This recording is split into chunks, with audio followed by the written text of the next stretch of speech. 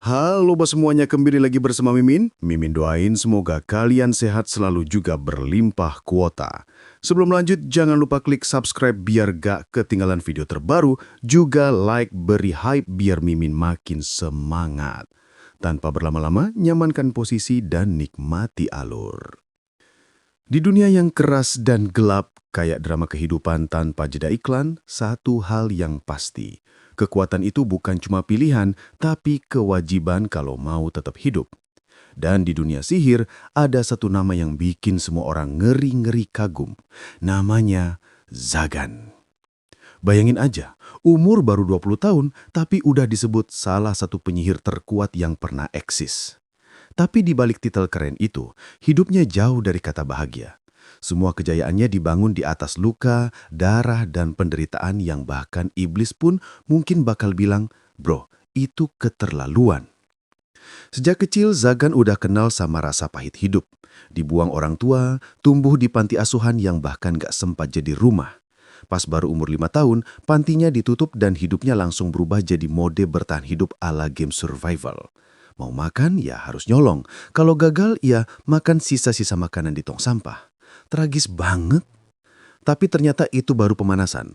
Di umur 8 tahun, dia diculik dan dijual sebagai budak ke seorang penyihir sadis bernama Andres. Tipe orang yang mungkin kalau ikut ujian empati, langsung bakal diskor seumur hidup.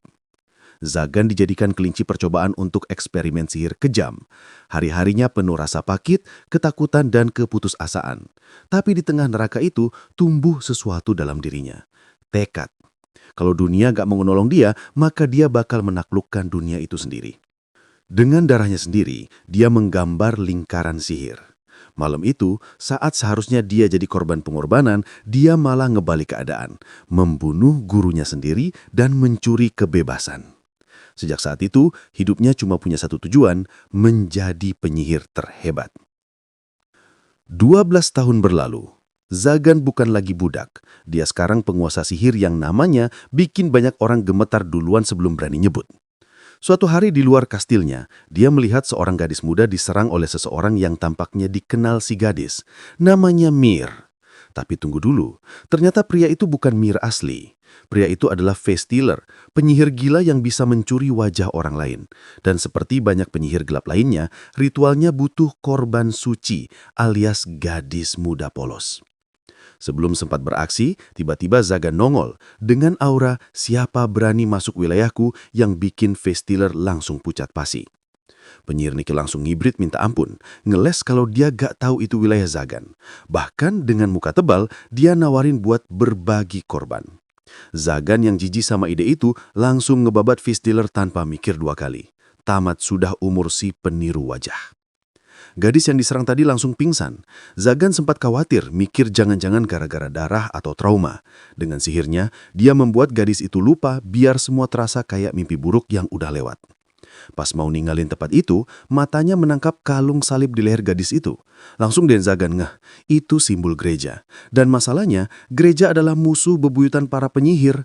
Artinya apa? Zagan bisa aja dituduh sebagai penyerang padahal dia yang nyelamatin.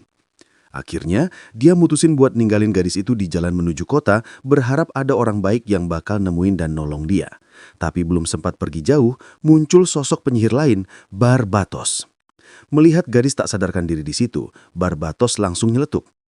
Lu niat korban cewek itu buat ritual ya?" Zagan langsung geleng. Gila aja. Sihir pengorbanan itu bukan gaya gue. Setelah memastikan gadis itu aman lewat teleportasi, mereka pun lanjut ngobrol. Barbatos bilang bakal ada lelang bawah tanah besar-besaran, dan dia minta pinjam emas buat ikut. Zagan, yang kayaknya gak terlalu peduli sama uang, langsung ngasih dan mutusin ikut juga. Siapa tahu nemu barang menarik. Di perjalanan, dia sadar penjagaan makin ketat dari biasanya. Barbatos kasih tahu kalau akhir-akhir ini banyak gadis muda yang diculik penyihir. Makanya, pihak gereja lagi gencar patroli. Pas mereka sampai di lokasi lelang, suasananya ramai banget. Para penyihir top dari berbagai daerah pada kumpul. Suasananya kayak festival tapi versi gelap. Barbatos sempat cerita, kalau baru-baru ini, salah satu dari 13 Archigon, Marchiosas, penyihir legendaris berumur lebih dari 1000 tahun, meninggal dunia. Artinya, kursi kekuasaan kosong dan semua orang datang buat rebutan posisi itu. Termasuk Zagan dan Barbatos sendiri. Setelah nunggu beberapa lama, acara lelang akhirnya dimulai. Barang pertama yang dilelang bikin semua orang kaget. Seorang budak yang dulunya dimiliki oleh almarhum Margiosas. Karena pemiliknya udah tiada, budak itu dilelang terbuka. Pas kain penutup dibuka, suasana langsung hening. Yang berdiri di atas panggung adalah seorang gadis elf berambut putih, ras langka yang hampir punah. Begitu mata Zagan bertemu dengan gadis itu, jantungnya kayak tiba-tiba main drum. Apa ini? Perasaan apa? Batinnya bingung. Tanpa pikir panjang, begitu lelang dibuka di harga 10.000 emas, Zagan langsung naik tangan dan bilang, 1 juta emas. Semua orang langsung bengong. Ya iyalah, siapa yang berani nawar lebih tinggi? Akhirnya Zagan menang telak. Tapi setelah menang, dia malah kebingungan sendiri. Perasaan aneh itu nggak mau hilang. Yang dia tahu cuma satu. Dia ingin menolong gadis itu. Dan nggak kenapa, ingin melihatnya tersenyum. Barbatos yang penasaran nanya, "Lu mau pakai sihir apa ke cewek itu?" Zagan cuma nyengir, senyum yang bikin orang di sekitarnya salah paham. Dia mendekat, melihat wajah sang elf yang muram. Tatapannya jatuh pada kalung di leher gadis itu. Juru lelang menjelaskan, itu alat sihir pengikat biar budaknya nggak bisa kabur. Dan katanya lagi, gadis itu masih alami, belum pernah disentuh siapapun. Zagan dengan ekspresi datar tapi senyum tipis yang ambigu banget bilang dia pengen denger suara manis si gadis. Orang-orang di sekitarnya langsung bergidik, mikirnya entah kemana-mana. Padahal, cuma Zagan yang salah ngomong tanpa sadar kalau nadanya bikin merinding. Setelah berhasil memenangkan lelang bawah tanah dan membawa gadis elf itu pulang, Zagan mendadak bingung berat. Dia, penyihir paling ditakuti di benua barat, sekarang malah panik cuma gara-gara mikirin gimana caranya mulai ngobrol sama cewek. Di ruang kastilnya yang besar tapi suram, dia menatap si elf yang duduk diam. Wajahnya cantik tapi penuh ketakutan. Dalam kepalanya, Zagan mikir keras. Apa gue harus mulai dengan, cuacanya bagus ya? Atau gimana pendapatmu soal kastilku? Tapi sebelum sempat ngomong apa-apa, sang elf justru buka suara dulu. Suaranya lembut banget sampai Zagan sempat bengong, bertanya-tanya. Serius, gue pantes dengar suara semanis itu. Dengan nada kikuk, yang tanpa sadar malah terdengar galak, dia mengizinkan si elf bicara, dan pertanyaan yang keluar langsung bikin jantungnya copot separoh. Tuan, bolehkah saya tahu bagaimana saya akan dibunuh? Zagan, hah, apa? Dia langsung panik, melambai-lambaikan tangan cepat-cepat. Enggak, siapa bilang gue mau bunuh lo? Tapi reaksi itu malah bikin suasana makin tegang. Si elf, yang ternyata punya nama Nevelia, malah salah paham. Dia kira Zagan punya niat lebih buruk dari sekedar membunuh. Zagan cuma bisa ngelus dada, bingung gimana caranya klarifikasi. Dan ya, dia sadar juga sih, dekor kastilnya yang penuh alat penyiksaan warisan pemilik lama memang nggak membantu memperbaiki reputasinya. Bahkan dindingnya aja kayak bisik, "Selamat datang di tempat penyiksaan abadi." Dia buru-buru jelasin kalau dia penyihir, bukan penyiksa. Lalu dengan nada lebih lembut, dia nanya, "Namamu siapa?" Elf itu membungkuk sedikit, menjawab pelan, "Nama saya Nevelia." Zagan mencoba lebih sopan. "Nama keluargamu?" Nevelia mengheleng. Dia malah heran kenapa Zagan menanyakan hal-hal pribadi begitu, sampai tiba-tiba, dengan pipi memerah, dia bilang dengan nada gugup, Saya masih perawan." Zagan langsung blank. "Apa? Kenapa lu tiba-tiba ngomong kayak gitu?" Nevelia tambah panik. "Bukankah Tuan mempermasalahkan itu untuk eksperimen?" Zagan langsung gelagapan. Enggak, gue nggak akan nyakitin lo sama sekali." Situasi makin absurd, tapi di balik kekacauan itu, Zagan bisa merasakan satu hal. Rasa takut Nevelia itu bukan dibuat-buat. Ia bisa melihat bayangan masa lalunya sendiri di mata gadis itu. Pasti dia juga pernah dijadikan budak, eksperimen, atau korban ritual. Sama persis yang pernah Zagan alami dulu. Jadi dengan napas berat, dia menatap Nevelia dan berkata tegas, tapi lembut. Gue beliin lo bukan buat ngebunuh lo. Mulai sekarang, gue butuh lo untuk hidup. Jangan ngomongin mati lagi, ngerti? Nevelia menatapnya terkejut. Mungkin untuk pertama kalinya, ada orang yang nyuruh dia hidup, bukan menyerah. Zagan lalu mengantarnya ke kamar yang disiapkan buatnya. Di perjalanan, gadis itu sempat perpleset karena lantai batu yang licin. Zagan refleks langsung nangkep. Tangannya menggenggam tangan Nevelia erat-erat, dan anehnya, dia nggak mau lepas. Hati-hati, katanya pelan, tapi dalam hati mikir, kenapa gue nggak mau lepas tangannya? Hangat, lembut, dua hal yang belum pernah dia rasain dari siapapun seumur hidupnya. Begitu sampai di depan kamar, Zagan membuka pintu dan langsung disambut pemandangan yang agak bikin salah paham. Ruangan itu penuh tengkorak dan alat jebakan sihir. Nevelia cuma menunduk pasrah. Kalau memang Tuan ingin mengambil nyawa saya, silahkan kapan saja. Zagan buru-buru menepuk dahinya. Astaga, bukan. Itu cuma jebakan buat musuh udara. Nih, gue bersihin dulu. Dengan satu mantra, semua kotoran dan tengkorak lenyap. Setelah dibersihkan, ruangan itu ternyata punya jendela besar dengan pemandangan indah. Zagan tersenyum tipis. Gak perfect, tapi cocok buatmu. Nevelia menatap Zagan dengan mata yang lembut lalu mengucapkan terima kasih dengan tulus. Buat Zagan, mendengar kata terima kasih itu terasa aneh banget. Selama ini, belum pernah ada orang yang ngomong begitu padanya. Jadi waktu mendengarnya langsung, dia sempat bengong, kayak, ini perasaan baru apa ya? Keesokan harinya, Zagan bangun lebih pagi dari biasanya. Bukan karena semangat, tapi karena semalaman dia nggak bisa tidur sama sekali. Kamar di lantai atas belum siap, jadi Nevelia tidur di ruang pengadilan. Nah, buat Zagan yang nggak pernah tidur di tempat yang sama dengan seorang gadis, situasi itu bikin dia canggung setengah mati. Akibatnya, dia malah gelisah semalaman dan nggak tenang sama sekali. Setelah semuanya siap dan dia balik lagi, ternyata Nevelia sudah bangun dan langsung menyapa dengan ramah. Zagan sebenarnya pengen balas apaan itu dengan cara normal, tapi karena nggak terbiasa, yang keluar malah nada kaku. Makan. Begitu sadar, dia langsung kesel sendiri. Dalam hati ngomel, duh, kenapa sih ngomongnya kayak marah-marah? Sambil ngunyah daging kering yang kerasnya kayak batu, Zagan merenung. Dia mulai mikir gimana caranya memperbaiki kebiasaan buruk itu, biar nggak selalu terlihat kaku dan galak. Tiba-tiba, Nevelia dengan wajah bingung nanya, Tuan Zagan, apa Anda juga makan makanan yang sama dengan saya? Zagan menatapnya sebentar lalu menjawab datar, iya, kenapa? Nampak di wajah Nevelia rasa heran bercampur kasihan. Saya cuma kaget saja. Makanan seperti ini biasanya diberikan kepada budak atau binatang peliharaan. Saya merasa beruntung masih bisa diberi makan. Tapi saya heran, kenapa Anda juga makan yang sama? Zagan langsung bengong. Sejak kecil dia memang terbiasa makan seperti itu. Jadi nggak pernah terpikir buat ngebandingin makanannya dengan orang lain. Buat dia, daging kering itu normal, sesederhana itu.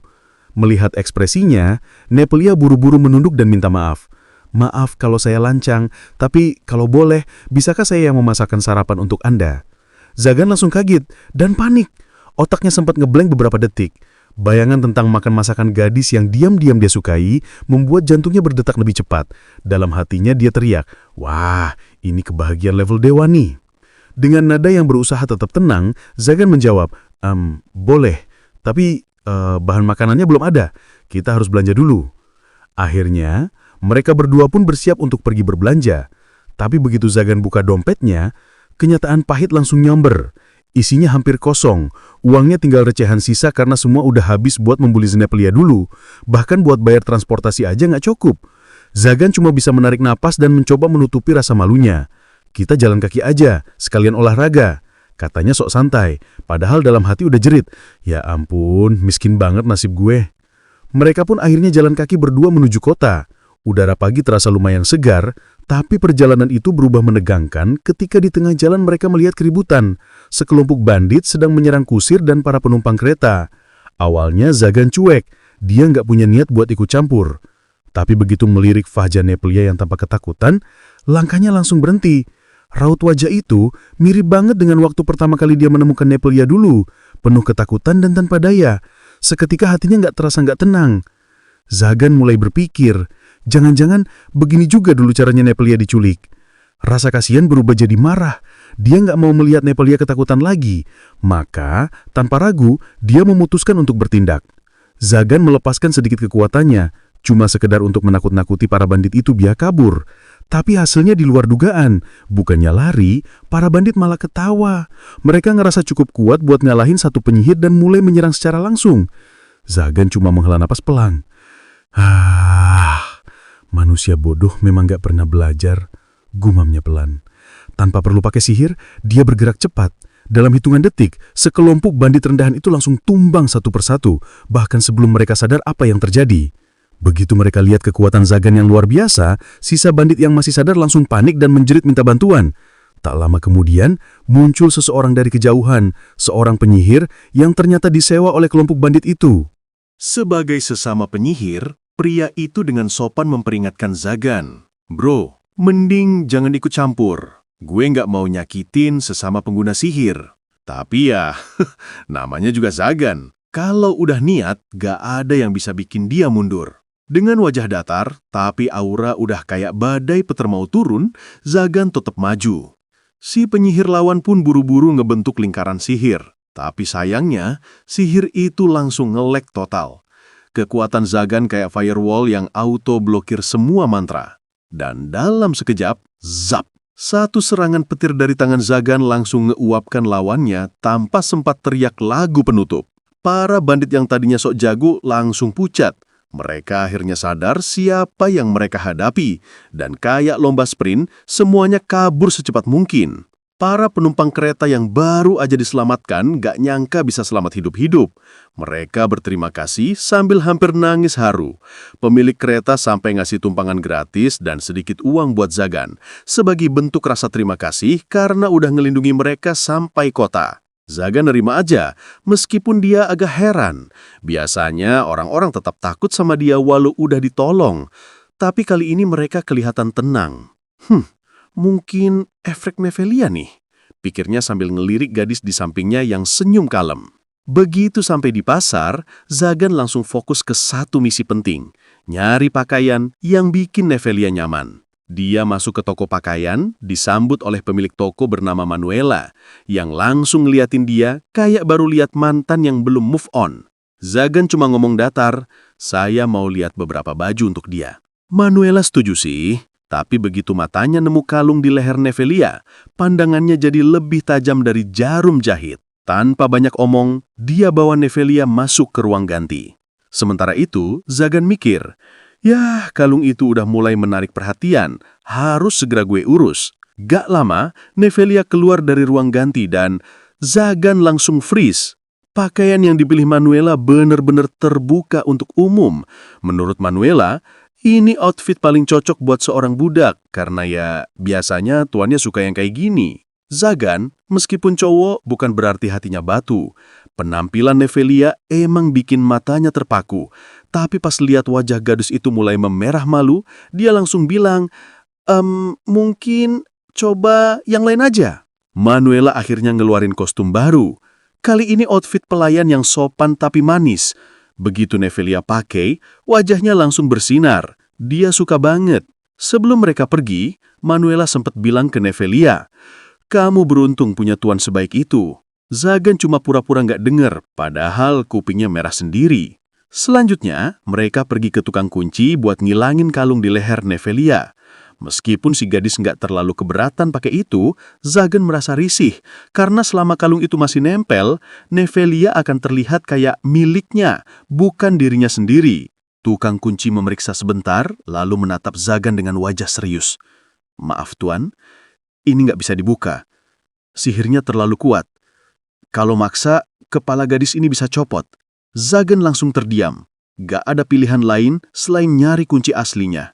Ia mengucapkan terima kasih dan mau bayar, tapi tukang kunci menolak. Dulu, Anda pernah nyelamatin saya dan anak saya. Waktu itu, kami kabur karena takut sama Anda. Tapi sekarang, Anda terlihat lebih manusiawi. Izinkan saya balas budi. Zagan akhirnya menerima, Tapi dalam hati dia mikir, kenapa semua orang tiba-tiba baik banget sama gue? Aneh. Mungkin lagi-lagi efek kehadiran Nevelia. Karena hari mulai gelap, mereka mampir di restoran buat makan malam. Saat menunggu makanan datang, Nevelia tiba-tiba nanya dengan tanda ragu. Kalau kalungku nanti berhasil dilepas, gimana kalau aku kabur? Zagan sempat bengong. Dia tahu kemungkinan itu besar. Toh Nevelia nggak punya alasan buat tetap bersamanya. Tapi dia sadar juga, wanita bukan benda dan dia nggak punya hak buat ngekangnya. Sayangnya, semua itu cuma berputar di kepalanya. Yang keluar dari mulutnya cuma, jangan terlalu berharap, bisa jadi kalung itu nggak bisa dibuka juga. Dia langsung kesel sama dirinya sendiri karena nggak bisa jujur ngomong apa yang sebenarnya dia rasain. Saat makanan datang hangat, wangi, dan tampak lezat, Nevelia terdiam sejenak. Ingat masa lalunya, waktu dia bahkan nggak boleh makan di meja yang sama dengan keluarganya. Sekarang, duduk di sebelah tuannya dan makan bareng rasanya kayak mimpi. Dia coba ngambil makanan pakai garpu, tapi gagal total. Dan malah kelihatan kikuk. Akhirnya, dia ambil sendok dan makan pelan-pelan. Begitu makanan nyentuh lidahnya, matanya langsung berbinar. Enak banget! Lihat ekspresinya, Zagan ikut tersenyum. Tapi pas dia sendiri mau makan, ternyata malah nggak bisa juga pakai garpu. Nevelia yang ngeliatin langsung berinisiatif, menyuapi Zagan. Zagan auto freeze lagi. Disuapin elf imut, pakai sendok yang barusan dipakai gadis itu. Otaknya langsung ngeblus, tapi dia nggak bisa nolak. Setelah suapan itu masuk, rasanya luar biasa. Bukan cuma karena makanannya, tapi karena momen kecil itu sendiri. Orang-orang di sekitar mereka sampai ngelihatin dengan wajah gemes. Buat mereka, pasangan ini kelihatan manis banget. Sementara itu, di tempat lain, sebuah gereja sunyi. Di sana, seorang pendeta tengah berbicara dengan gadis yang pernah muncul beberapa hari lalu. Namanya Kestil. Seorang angelic might yang tugasnya cuma satu, membasmi para penyihir. Pendeta itu memberitahu, dalang di balik penculikan para gadis muda itu, Zagan. Kestil kaget. Karena dia tahu, Zagan pernah menyelamatkannya. Tapi sang pendeta meyakinkan bahwa semua bukti mengarah padanya. Dengan berat hati, Kestil akhirnya bersumpah untuk menghabisinya. Keesokan paginya, Zagan disambut pemandangan yang jarang banget terjadi. Nevelia udah bangun lebih dulu dan menyiapkan sarapan. Dia menyapanya dengan senyum kecil. Zagan yang biasanya canggung, kali ini bisa menjawab sapaan itu dengan lembut. Dalam hati, dia sedikit bangga. Begitu duduk di meja makan, dia terkejut. Tempatnya bersih, makanan tertata rapi, dan aromanya menggoda.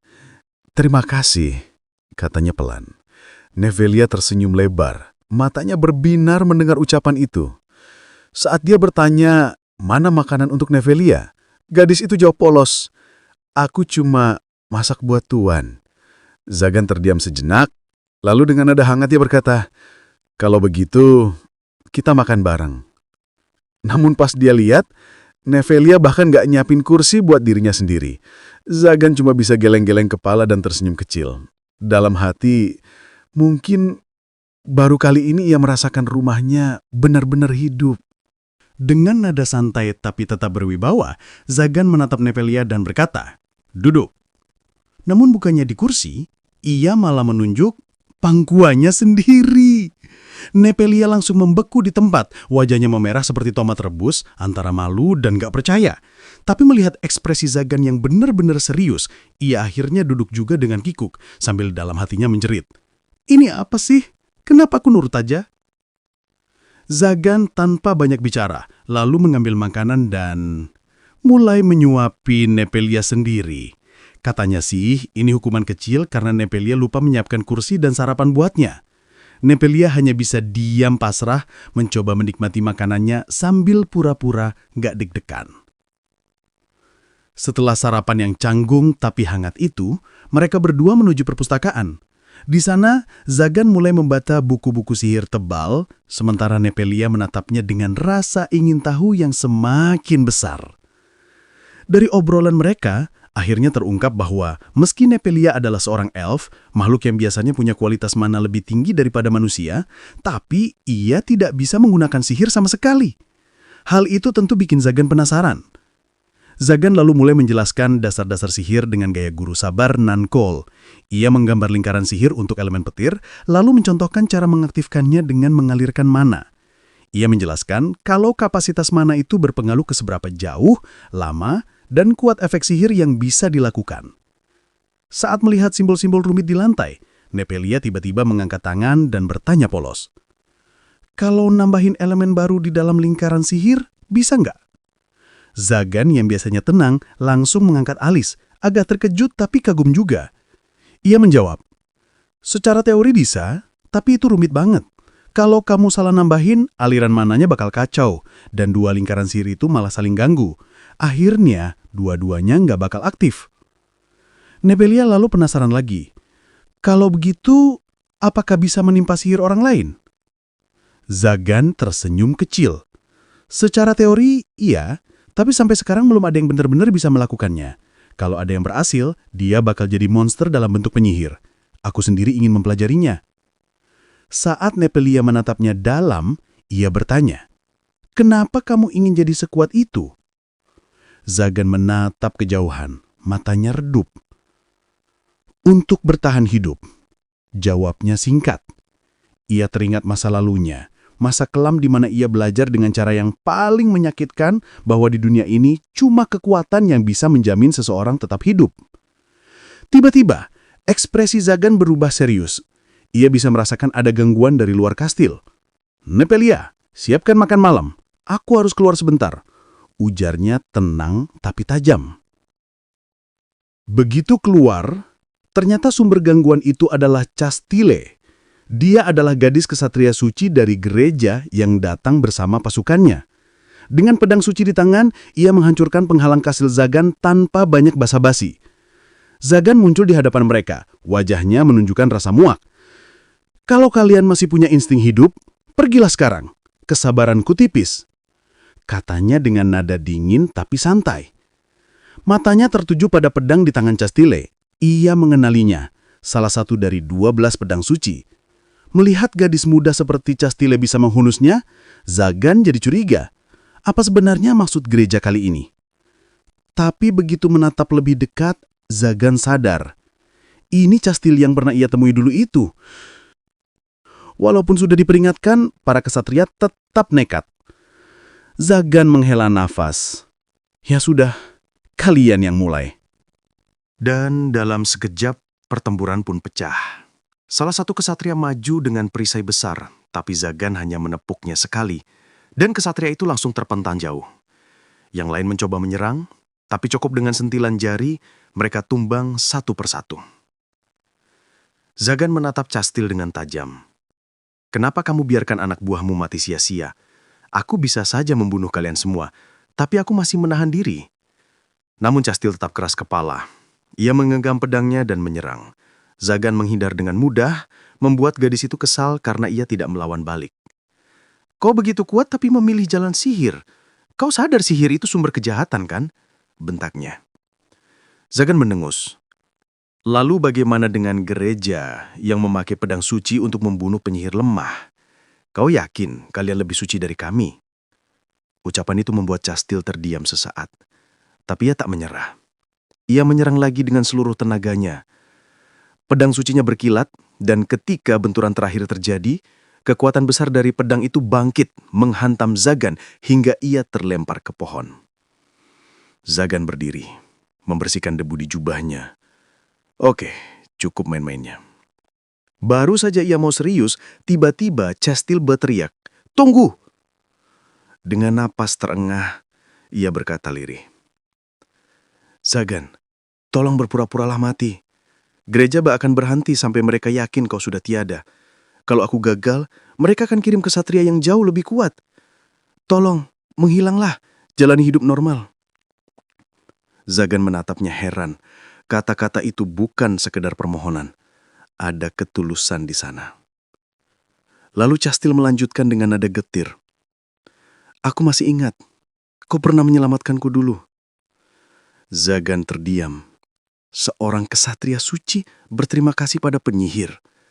Itu pelanggaran besar bagi pihaknya. Tapi Zagan hanya tersenyum miris. Aku tidak bisa meninggalkan sihir. Itu bagian dari siapa aku. Di saat suasana mulai tenang, Nepelia muncul. Para kesatria langsung panik dan menuduh dia sebagai penyihir lain. Tanpa menunggu perintah mereka menyerang. "Berhenti!" teriak Cestil. Tapi sudah terlambat. Sebuah tombak sihir meluncur cepat ke arah Nepelia, namun Zagan menahannya dengan tangan kosong. Darah menetes, dan melihat itu, wajah Nepelia langsung berubah. Kemarahannya meledak. Ia menatap para kesatria dengan mata berkilat. Lalu kekuatan besar bangkit dari tubuhnya. Akar dan ranting bermunculan dari tanah, melilit kesatria terdekat, mencoba mencetitnya. "Cukup, Nepelia," seru Zagan menahan kekuatannya.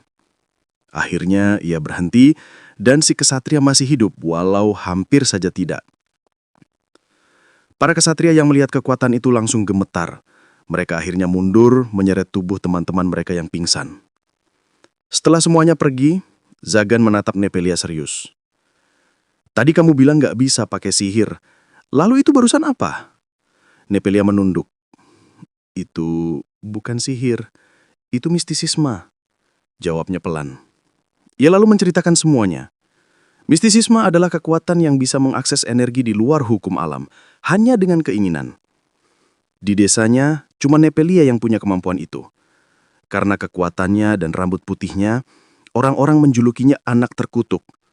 Ia dijauhi, dihina, bahkan keluarganya sendiri menyuruhnya untuk mati. Tapi ketika desanya diserang, orang-orang yang dulu membencinya malah datang berlutut memohon agar ia menggunakan kekuatannya untuk menyelamatkan mereka. Katanya, itu balasan atas kebaikan mereka yang telah membiarkannya hidup. Ia hanya bisa tertawa getir saat mengingatnya. Ia ditangkap tanpa melawan. Orang-orang yang mencoba kabur dibantai di depan matanya. Melihat mayat bergelempangan, ia tertawa. Bukan karena senang, tapi karena merasa lega. Lega karena semua penderitaan itu akhirnya berakhir. Dengan suara gemetar ia berkata, "Aku minta maaf, Zagan. Aku cuma gadis menyedihkan yang bahkan gak pantas hidup." Zagan menatapnya lama. Kali ini tak ada ejekan, tak ada nada dingin, hanya diam. Karena di balik kata-kata itu, ia tahu luka Nepelia jauh lebih dalam daripada apapun yang bisa disembuhkan oleh sihir.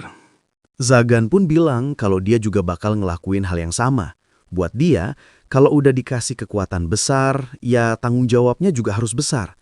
Hidup kuak itu pilihan, bukan kebetulan. Ia menetap Nepelia dan meyakinkannya dengan lembut supaya jangan merasa bersalah. "Aku butuh kamu di hidupku," katanya dengan nada tenang tapi dalam banget. Sekarang, tiap kali Nepelia masak makanan lezat buatnya, Zagan benar-benar ngerasa hidupnya lebih hangat. Ia bahkan gak bisa bayangin lagi hidup tanpa gadis itu di sisinya. Mendengar ucapan tulus itu, Nepelia langsung terharu. Matanya berkaca-kaca dan tanpa pikir panjang, ia memeluk Zagan taat erat. Setelah emosinya sedikit reda, Nepelia buru-buru minta maaf karena udah nunjukin sisi dirinya yang menurutnya memalukan. Tapi Zagan malah ketawa kecil, bilang kalau dia nggak masalah sama sekali. Malah sebaliknya, dia suka sisi jujur Nepelia itu. "Kalau bisa, kamu lebih sering kayak gini aja," katanya santai. Beberapa saat kemudian, Zagan baru sadar sesuatu aneh. Rasa sakit di tangannya tiba-tiba hilang.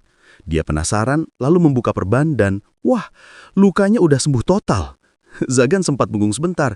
Sepertinya setelah bersentuhan dengan Nepelia tadi, kekuatan mistisisme gadis itu tanpa sadar menyembuhkannya. Malamnya, suasana kastil cukup sunyi. Tapi tiba-tiba Zagan melihat pemandangan aneh. Nepelia berdiri di ruang sidang sambil memeluk bantal. Zagan langsung bingung campur panik. Kamu ngapain di sini malam-malam?"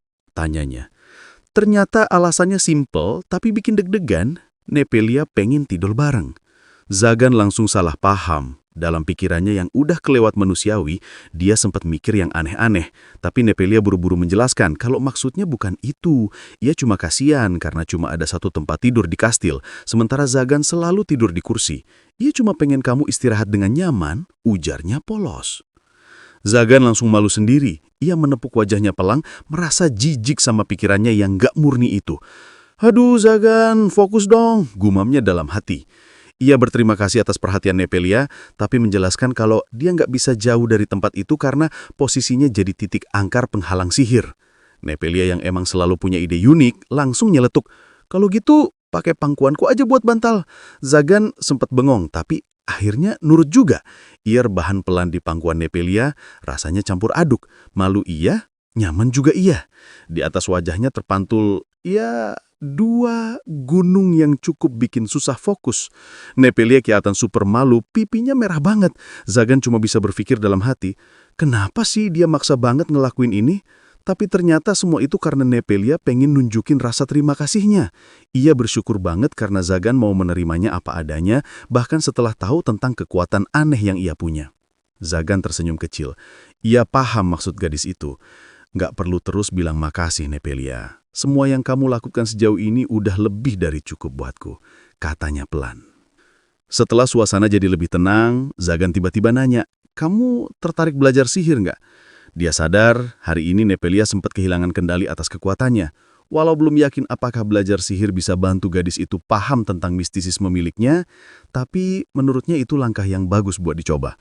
Nepelia sempat mikir sebentar, lalu mengangguk mantap. "Baiklah, aku mau belajar mulai besok." Keesokan harinya, suasana kastil agak rame.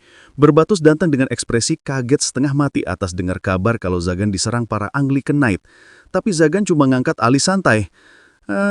Itu cuma gangguan kecil, gak usah dipikirin," katanya kalem. Ia malah menegur Barbatos karena masuk lewat penghalangnya tanpa izin lagi-lagi. Pas matanya nyasar ke Nepelia, Barbatos langsung mengenali wajah gadis itu. "Loh, ini kan si gadis dari pelelangan waktu itu. Kok belum kamu jadiin tumbal atau semacam hiburan pribadi, hah?" Tanyanya setengah bercanda tapi cukup menohok. Zagan langsung menatap tajam. "Jaga mulutmu, Barbatos. Dia bukan objek, dia muridku." Nada suaranya tegas, tapi juga menunjukkan kalau dia benar-benar melindungi Nepelia. Barbatos lalu menatap Nepelia lagi. Kini lebih serius. Dia sadar kekacauan sihir di luar kastil beberapa waktu lalu pasti karena kekuatan gadis ini. Tapi dia nggak nyangka kalau seorang elf bisa memperkuat sihir sebesar itu. Dia lalu nyeletuk penasaran. "Jadi, kamu sekarang mau jadi archdemon ya, Zagan?" Awalnya Zagan nggak pernah mikir ke arah itu, tapi setelah kejadian-kejadian belakangan ini, pikirannya mulai berubah. Kalau dia jadi archdemon, artinya cuma segelintir orang yang berani nyentuh Nepelia. Keamanannya bakal jauh lebih terjamin. Namun, Zagan tetap realistis.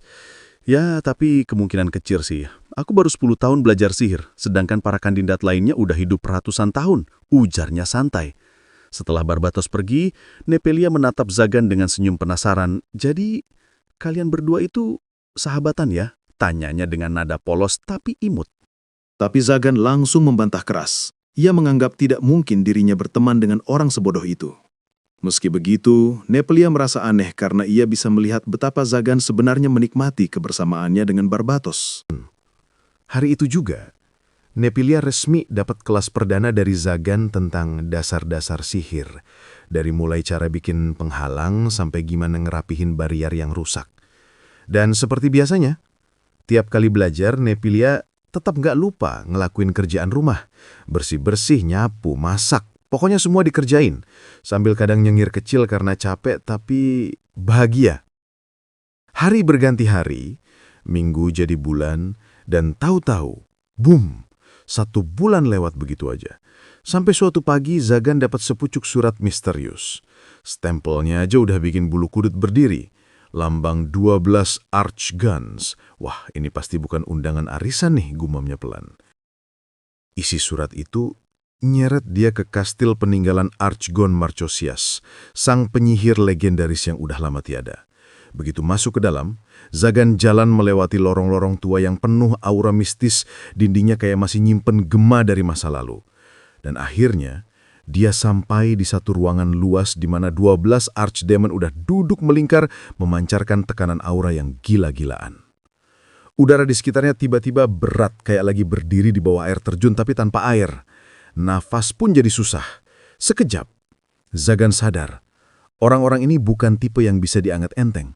Mereka bukan cuma kuat tapi mengintimidasi banget. Tapi undangan itu bukan buat basa-basi. Mereka manggil Zagan karena ada hal penting.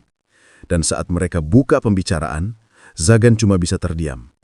Tawaran yang muncul benar-benar di luar bayangan siapapun, termasuk dirinya sendiri. Dalam hati, Zagan mulai ngeragu. Apa gue beneran pantas buat ini? Pikirnya. Dia tahu di luar sana masih banyak penyihir hebat yang jam terbangnya jauh di atas dirinya. Tapi para archdemon gak ngomong sembarangan.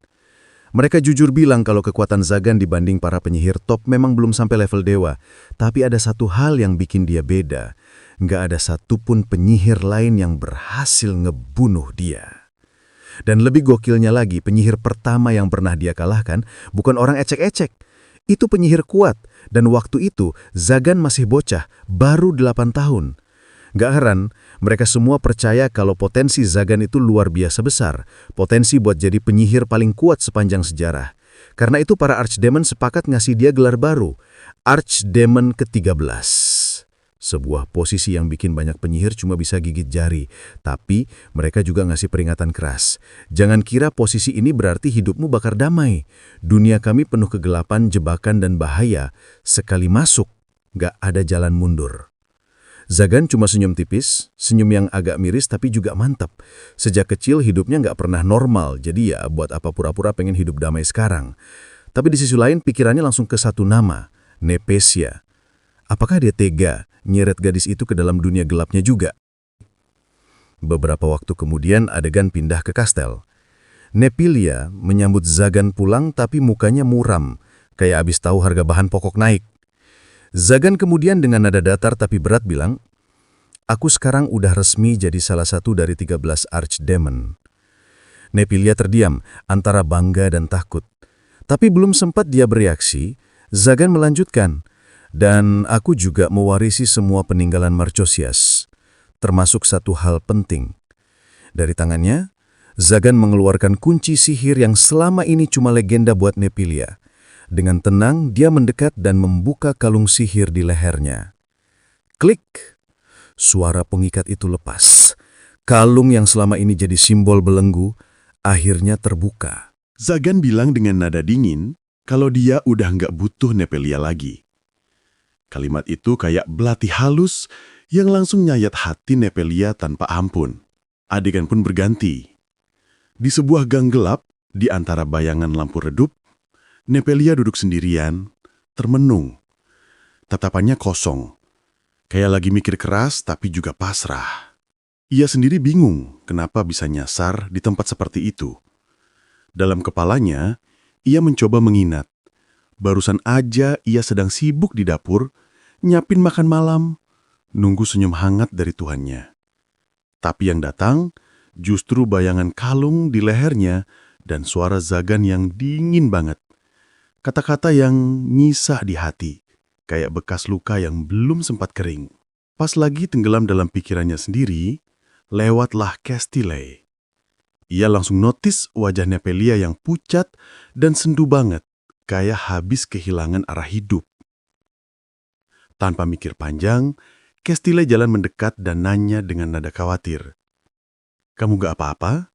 Tapi begitu Nepelia ngelihat Castile, yang notabene adalah seorang Angelic Knight, dia langsung panik. Dalam kepalanya cuma satu pikiran. Waduh, aku bakal dibunuh. Orang-orang di sekitar yang lihat kejadian itu juga pada salah paham. Mereka pikir Castile mau nyakitin si gadis peri polos itu. Dalam sekejap, suasana langsung panas. Warga mulai bersuara. Bahkan ada yang siap maju buat ngebela Nepelia. Di tengah kekacauan itu, Manuela muncul dan buru-buru minta Castile pergi. Tapi situasinya udah terlanjur tegang. Castile pun tersudut dan mulai emosi karena ngerasa diserang tanpa alasan. Untungnya Nepelia cepat tanggap. Dengan suara gemetar tapi tegas, ia bilang, "Tolong berhenti, dia nggak ngapa-ngapain aku." Akhirnya semua orang sedikit tenang. Mereka masuk ke dalam kedai buat ngademin suasana. Di sana, Manuela nanya dengan wajah penasaran dan khawatir. "Kalau bukan gara-gara Castile, kenapa kamu kelihatan sedih banget, Nepelia?" Nggak langsung jawab, Nepelia menunduk. Matanya mulai berkaca-kaca. Dengan suara pelan ia bilang, karena aku udah nggak dibutuhin lagi. Semua yang dengar cuma bisa diam. Lalu Manuela pelan-pelan bertanya, "Kenapa kamu bisa ngerasa kayak gitu?" Dan dari situ, Nepelia mulai buka hatinya. Ia cerita semuanya, tentang malam ketika Zagan bilang kalau dia udah jadi art demon dan tiba-tiba melepaskan kalung yang selama ini mengekangnya. Kalung yang dulu jadi simbol kalau Nepelia adalah miliknya, tapi sekarang malah dilepas begitu aja. Setelah kabar itu menyebar, Manuela sempat menjelaskan kalau art demon itu adalah posisi paling tinggi di dunia sihir, semacam gelar bos besarnya para penyihir. Kota mereka dulu pernah dilindungi archdemon legendaris bernama Marches S. Tapi sejak dia mati, kota itu kacau balau. Banyak bisnis gelap bermunculan, termasuk kasus penculikan gadis-gadis muda. Sementara gereja malah sibuk memburu para penyihir, bukannya bantu. Ngelihat semua itu, Nepelia sempat bingung. Kok warga bisa benci banget sama gereja? Dan para Angelic Knight, bukannya mereka kayaknya berusaha menolong? Manuela cuma menghelas nafas dan bilang, "Kalau kamu tahu mereka maksa warga buat kasih persembahan wajib tiap bulan, kamu juga bakal kesal. Apalagi pajak aja udah berat." Warga makin muak dan perlahan kepercayaan mereka ke gereja pun runtuh. Tapi satu hal yang masih belum bisa dimengerti Manuela adalah kenapa Zagan malah menjauhkan Nepelia yang jelas-jelas sayang sama dia. Castile yang tadinya diam akhirnya ikut nimbrung. Karena semua penyihir udah dicap jahat dan jadi musuh gereja. Archdemon ada di puncak kekuasaan, otomatis semua orang di sekitarnya dianggap ancaman.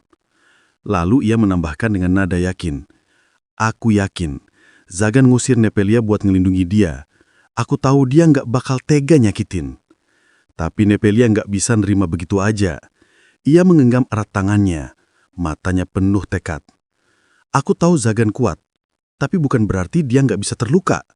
Aku harus tetap di sisinya. Aku pengen bantu dia apapun yang terjadi." Ngeliat tekadnya, Castile akhirnya luluh. Ia pun mutusin buat bantu Nepelia balik ke sisi Zagan. Dalam hatinya, ia juga ngerasa ada yang aneh. Kayak ada seseorang yang pura-pura jadi Zagan buat ngelakuin kejahatan dan nyebarin citra buruk tentangnya. Namun tiba-tiba, beberapa Angelic Knight datang dan bilang kalau Castile dipanggil oleh seorang pendeta. Baru aja mereka mau jalan, tiba-tiba bayangan hitam muncul dari lantai dan membentuk sosok Zagan. Tanpa banyak basa-basi, sosok itu langsung nyerang dan berusaha nangkap para gadis. Manuela berhasil kabur, tapi Castile dan Nepelia nggak seberuntung itu. Mereka berdua tertangkap dan dibawa pergi entah kemana. Adegan berpindah ke kastil Zagan yang asli. Di sana, para kesatria gereja ternyata terjebak di salah satu jebakan sihirnya. Mereka datang buat memohon agar Zagan melepaskan pemimpin mereka yang ditahan. Tapi Zagan malah bingung, karena dia nggak pernah nangkap siapapun. Pas banget, Manuela datang dan cerita semua kejadian yang terjadi. Zagan terdiam, lalu wajahnya berubah serius. Ia sadar, niatnya menjauhkan Nepelia buat ngelindungi malah bikin dia dalam bahaya. Dan cuma ada satu keputusan yang bisa dia ambil sekarang. "Puyeng, Nepelia adalah milikku. Jadi sudah kewajibanku untuk melindunginya. Dan ia juga udah tahu siapa dalang di balik semua kekacauan ini."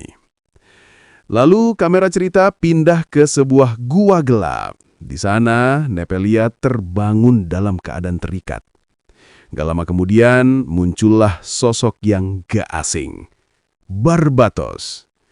Nepelia kaget setengah mati. Kenapa? Kenapa kamu ngelakuin ini? Bukannya kamu sahabat Zagan?" Tapi Barbatos malah ngakak santai. "Sahabat? Di dunia penyihir nggak ada yang namanya sahabat, Nepelia. Yang ada cuma siapa yang paling kuat. Ia lalu mulai cerita panjang lebar. Ternyata Zagan dulu pernah membunuh guru lamanya Andre, penyihir pertama yang dia kalahkan. Tapi Barbatos bilang, itu bukan soal dendam. Kalau bukan Zagan yang bunuh Andre, aku yang bakal ngelakuinnya.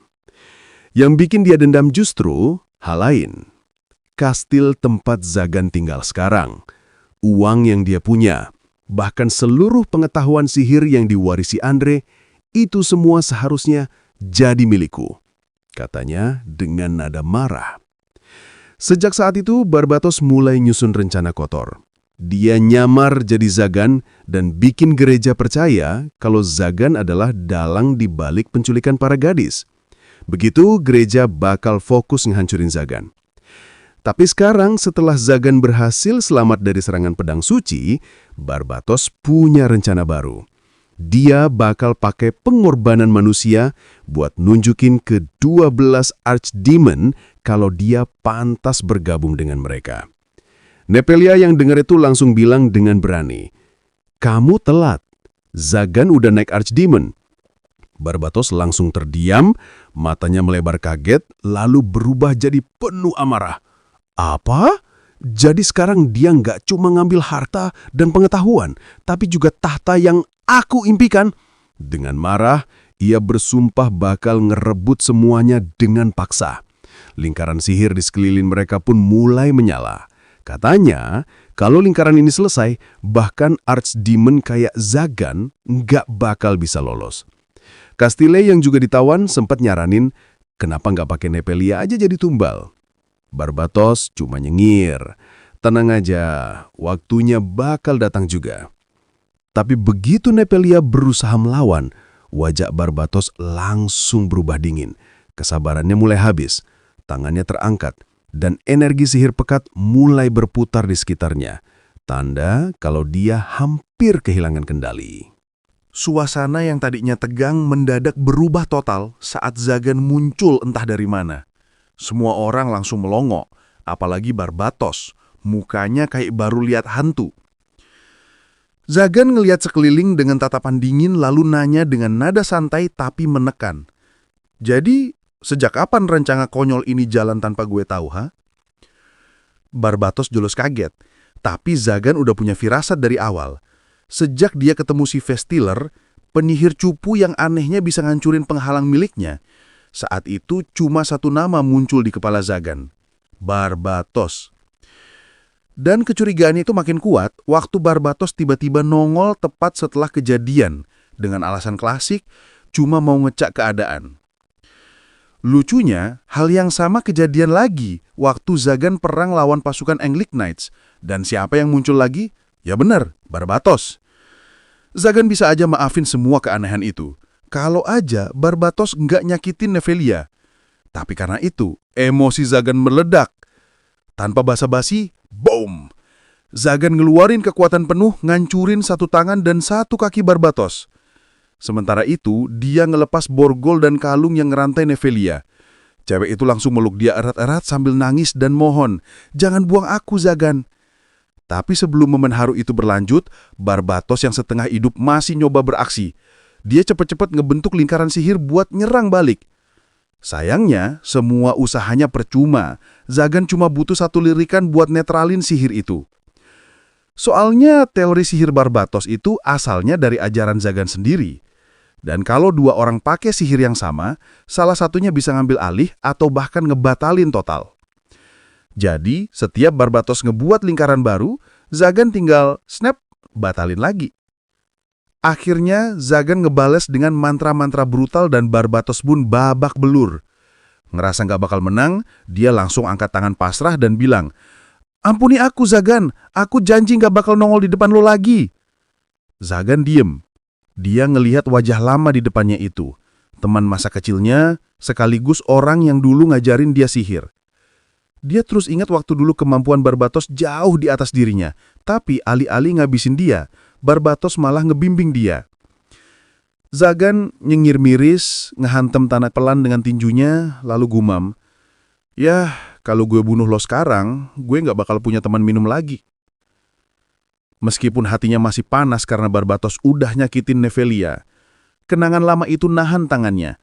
Jadi akhirnya dia bilang, "Oke, gua maafin lo, asal lo traktir gua minum nanti." Barbatos cuma bisa ngangguk cepet-cepet. Tapi suasana belum sempat reda, tiba-tiba tanah di bawah mereka bergetar. Lingkaran sihir di tanah menyala sendiri. Barbatos panik. "Sumpah, bukan gue yang nyalain itu." Dan Zagan langsung sadar. Waktu dia ngehantam tanah tadi, dia tanpa sengaja nampilin mananya ke lingkaran itu. Muka Zagan langsung pucet. Dia langsung bilang, "Lari! Semua cepet keluar!" Sayangnya, udah telat. Ledakan mana yang gede banget meledak. Dan di tengahnya muncul makhluk gede dengan aura gila. Seorang iblis sejati. Tapi karena nggak ada korban tumbal, wujud iblis itu nggak sempurna, cuma setengah jadi. Walau begitu, tekanannya masih cukup bikin napas sesak.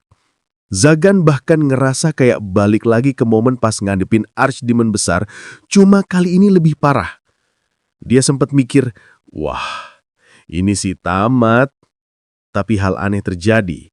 Si iblis malah berlutut dan ngomong, "Perintah Anda, Raja."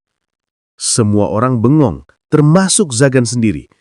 Dia sadar iblis itu tunduk karena lambang yang ada di tubuhnya. Entah apa artinya.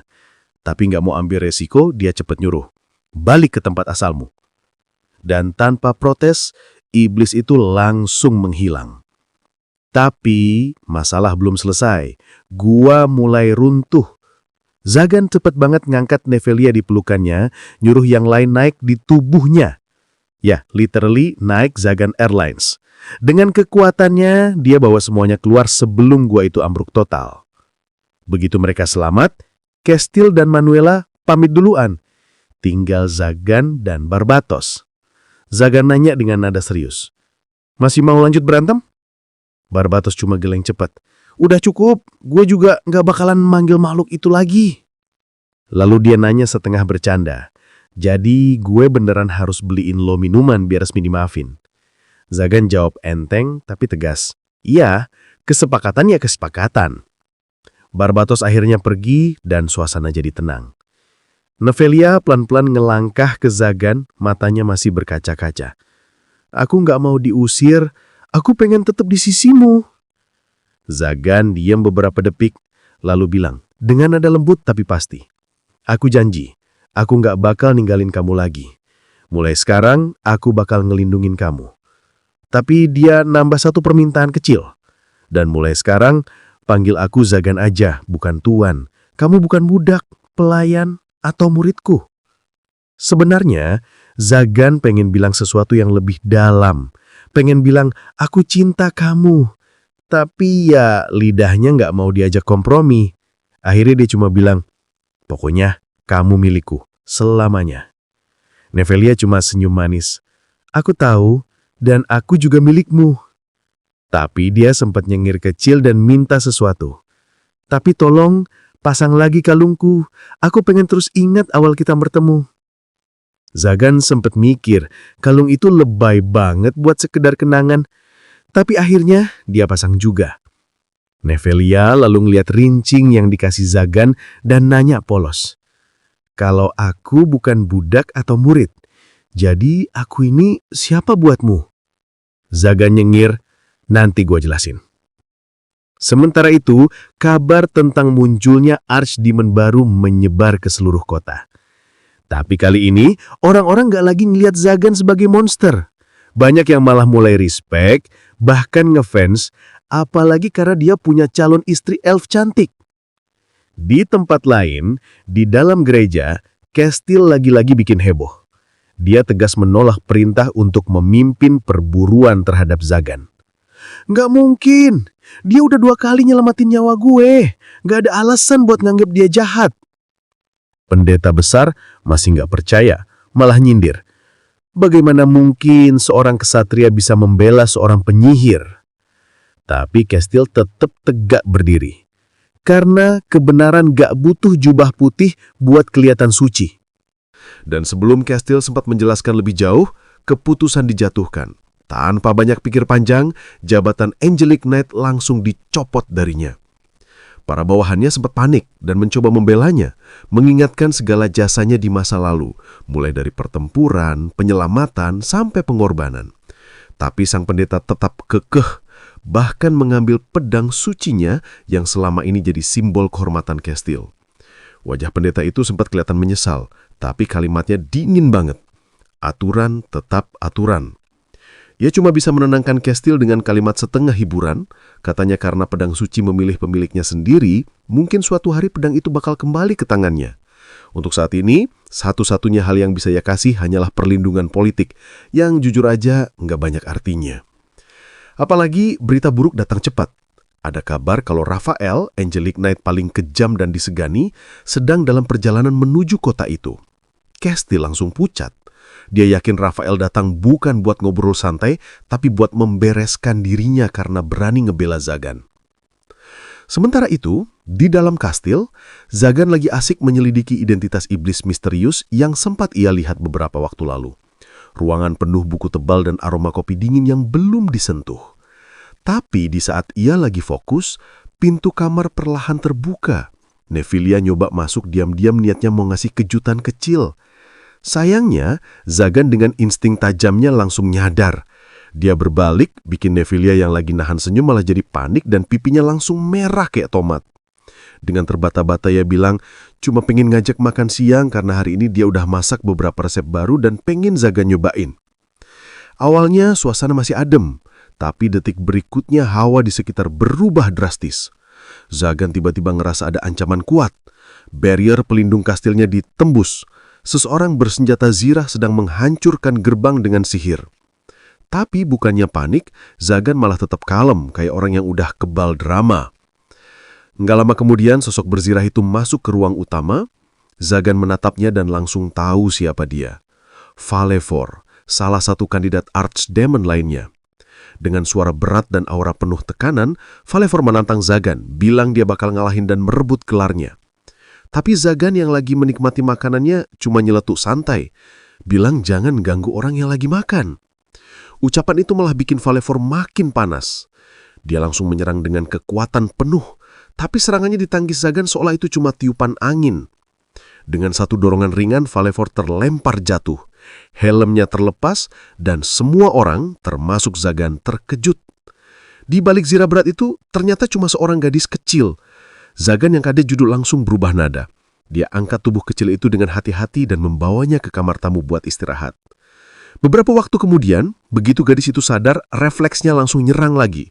Tapi kali ini, Zagan dengan nada tenang tapi tegas memperingatkannya, kalau terus ngelakuin hal bodoh kayak gitu, dia nggak akan segan menghukumnya. Setelah itu Zagan nanya, kenapa dia nyerang? Falevor dengan wajah masih kesal tapi jujur bilang, dia cuma pengen jadi lebih kuat. Dia merasa kalau bisa ngalahin Zagan yang baru aja dapat gelar Archdemon, itu bakal jadi bukti kekuatan sejatinya. Zagan mendengarnya sambil memperhatikan detail tubuh Falevor, lalu tiba-tiba nanya dengan nada penasaran. Kamu naga ya? Pertanyaan itu bikin Falevor bengung. Kamu tahu dari mana? Tanyanya kaget. Zagan dengan santai menjawab. Sisik di tangan dan napas bercahaya itu bukan hasil sihir, itu alami. Cuma naga yang punya itu. Dia lanjutin, bilang kalau sebenarnya dia cukup kaget bisa ketemu langsung sama makhluk yang udah dianggap punah 200 tahun yang lalu. Tapi meskipun kagum, Zagan gak bisa nutup mata dari fakta bahwa gadis ini udah nyusup ke rumahnya dan nyoba bunuh dia. Anak-anak atau enggak, perbuatannya tetap harus dikasih pelajaran. Falevor sempat pucat, mikir hukumannya bakal sadis banget. Mungkin disuruh lawan monster atau dikurung di ruang gelap. Tapi ternyata Zagan cuma bilang dengan datar, mulai besok bantu Nephilia selama seminggu penuh. Falevor bengong. Nephilia malah senyum kecil sambil nahan tawa. Dari semua hukuman yang bisa dia dapat, ternyata nasibnya cuma disuruh bantu kerjaan dapur. Dan entah kenapa, itu justru terasa lebih berat dari duel dengan iblis. Falevor melongo. Zagan cuma menatap tenang, menjelaskan bahwa meski umur Falevor sudah puluhan tahun, tapi mentalnya masih kayak anak kecil. Dia butuh belajar tentang moral, tentang mana yang baik dan buruk. Falevor masih waspada, lalu bertanya, "Jadi, kamu nggak akan makan aku?" Zagan sampai terdiam sejenak lalu mendengus kesal. Katanya, banyak manusia percaya kalau mandi pakai darah naga atau makan daging naga bisa bikin kuat. Tapi dia nggak pernah tertarik sama hal konyol begitu. Aku nggak doyan daging naga, dan aku juga nggak kolektor bahan mitos, katanya ketus. Akhirnya dia malah kasih sisa makan siang ke Falevor. Tapi saat gadis itu mau buang makanan karena merasa direndahkan, Zagan langsung menatap tajam. Kalau kamu berani buang makanan buatan Nepelia, aku pastikan kamu menyesal waktu makan malam nanti. Falevor langsung nurut. Beberapa waktu kemudian, Zagan pergi ke perpustakaan untuk melanjutkan risetnya soal iblis sejati. Dia masih heran kenapa ada archdemon yang hidup ribuan tahun tapi nggak tertarik sama topik itu. Dia yakin jawabannya tersembunyi di dalam kastilnya sendiri. Saat dia sibuk meneliti, Falevor datang ngajak makan malam. Sambil menatap tajam, gadis kecil itu bertanya, "Kamu nggak takut aku nyerang dari belakang?" Zagan malah tersenyum tipis. "Kalau kamu mau nyoba, silahkan. Tapi kalau kalah, masa hukumanmu aku tambah seminggu lagi." Mereka pun makan bareng dengan suasana aneh tapi damai. Zagan lalu mengumumkan bahwa besok mereka akan pergi ke kastil Marchosias bersama Falevor untuk melanjutkan penyelidikan. Falevor spontan terkejut. "Hah? Ke kastil Marchosias? Tapi semua pengetahuannya ada di sana. Kamu yakin mau bawa aku? Gimana kalau aku mencuri sesuatu?" Zagan menatapnya dengan senyum tenang. "Kalau kamu minta dengan sopan, aku bahkan akan meminjamkannya. Ilmu itu bukan sesuatu yang harus dikurung. Ilmu itu harus dibagi selama digunakan dengan benar." Falevor diam, tapi dalam hati tampak gagum. Malamnya, ketika semua sudah mulai tenang, Falevor tertidur pulas. Wajah kerasnya berubah lembut, seperti anak kecil biasa. Zagan menatapnya sebentar, sadar bahwa dia seekor naga kuat dan sudah hidup lama, di dalamnya tetap ada sisi anak-anak yang butuh arahan dan kasih sayang. Saat Zagan mau beranjak pergi, tiba-tiba tangan kecil Falevor menggenggam tangannya dalam tidur dan memanggil pelan. Nepelia, yang kebetulan melihat kejadian itu, menahan senyum dan tanpa sadar menyeletuk. "Mereka kayak keluarga kecil yang punya anak sendiri ya?" Begitu sadar apa yang dia ucapkan, Nepelia langsung panik. Wajahnya merah kayak tomat. Aku nggak maksud gitu." Zagan cuma tersenyum kecil dan menenangkannya. "Nggak apa-apa. Tapi Sudah seminggu penuh sejak Falevor resmi jadi asisten rumah tangga dadakan di rumah Zagan. Tiap hari dia rajin banget nyatet kegiatan di buku hariannya. Mulai dari nyapu, masak, nyuci, sampai beberes ruangan Zagan yang kalau dibiarkan seminggu aja bisa mirip sarang naga. Walau kerjaannya padat, Falevor kelihatan seneng banget. Soalnya tiap kali Nepelia muji hasil kerjanya, wajahnya langsung sumringah kayak bunga disiram matahari pagi. Tapi, meski udah seminggu tinggal bareng, Falevor masih gagal paham soal hubungan aneh tapi manis antara Zagan dan Nepelia. Setiap pagi, Nepelia selalu nyempetin buat mampir ke ruang kerja Zagan. Kadang cuma buat ngeliatin wajahnya sambil senyum malu-malu, kadang sampai pipinya merah sendiri. Zagan sih pura-pura cuek, tapi kelakuannya juga enggak kalah mencurigakan. Dia lebih sering ngajarin Nepelia sihir, tapi entah kenapa, dan ini yang bikin Falevor garu-garu kepala, pelajaran itu selalu dimulai dengan posisi Nepelia duduk di pangkuan Zagan. Mungkin metode belajar modern, pikir Falevor, sok bijak. Sementara itu, di kota Falevor ketemu Manuela. Dan bisa ditebak, Manuela langsung jatuh hati pada pandangan pertama. Bukannya romantis, tapi lebih ke, ya ampun, bocah ini lucu banget. Gara-gara itu, Zagan akhirnya mutusin buat beliin Falevor baju baru biar dia nggak terus-terusan keluyuran pakai zirah beratnya. Pas Falevor nyoba pakaiannya, matanya langsung berbinar kayak anak kecil dapat boneka baru. Dia bahkan menggenggam tangan Zagan dan Nepelia sambil bilang terima kasih dengan tulus. Dan entah kenapa, momen sederhana itu bikin hati Zagan kayak kesetrum. Ada dorongan kuat buat selalu melindungi gadis kecil itu. Tapi, suasana manis itu mendadak berubah canggung waktu mereka ketemu Castile di tengah jalan. Begitu lihat Zagan, Nepelia, dan Falevor bareng-bareng, Castile langsung syok. "Serius? Udah punya anak secepat ini?" Zagan langsung menghela napas. antara pengen ketawa tapi juga pengen nabok lembut. Dia menegur Castile dengan nada setengah jengkel karena berasumsi macam-macam seolah mereka pasangan muda yang terlalu produktif.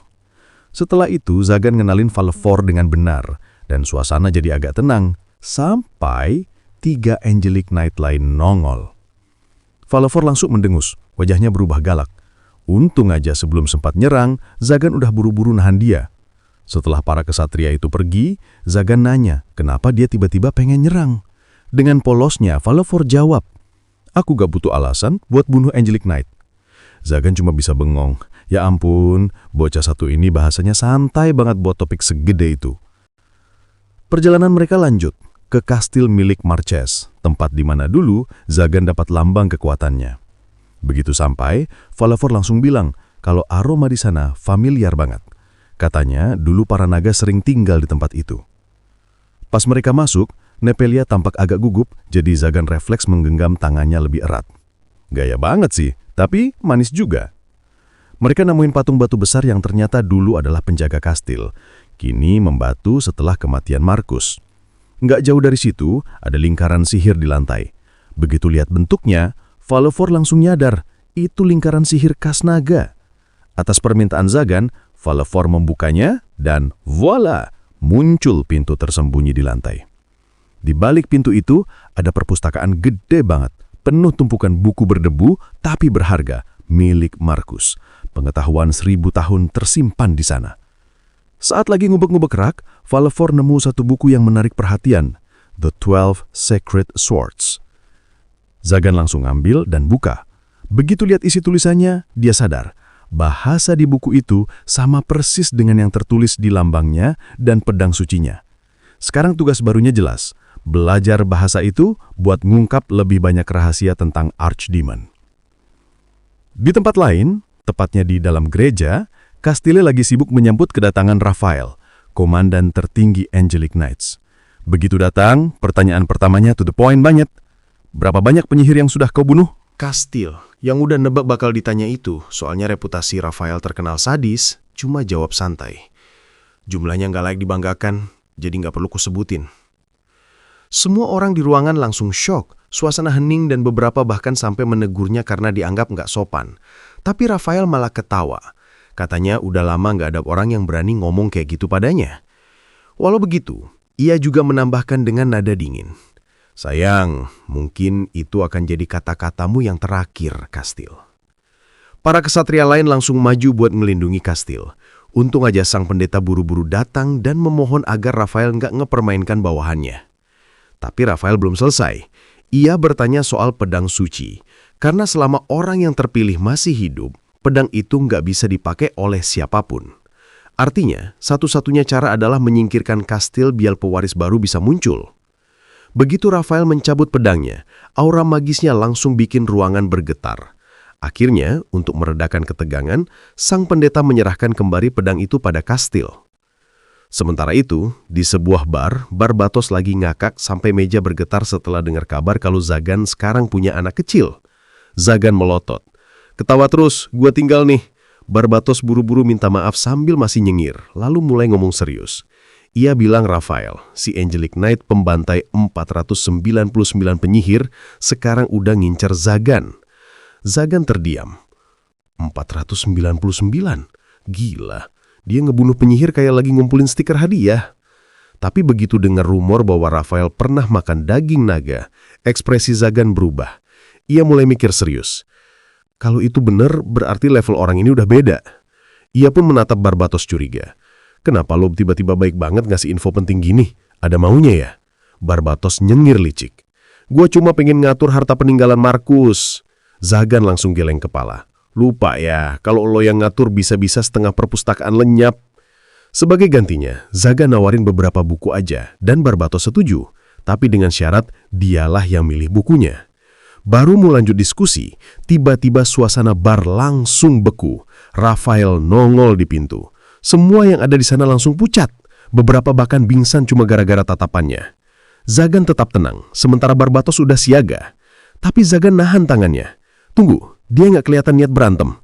Raphael pun duduk santai.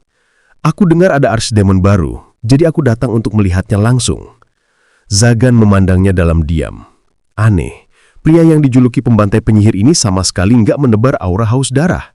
Dua penyihir ada di hadapannya, tapi dia malah kelihatan tenang seolah cuma mau ngopi santai.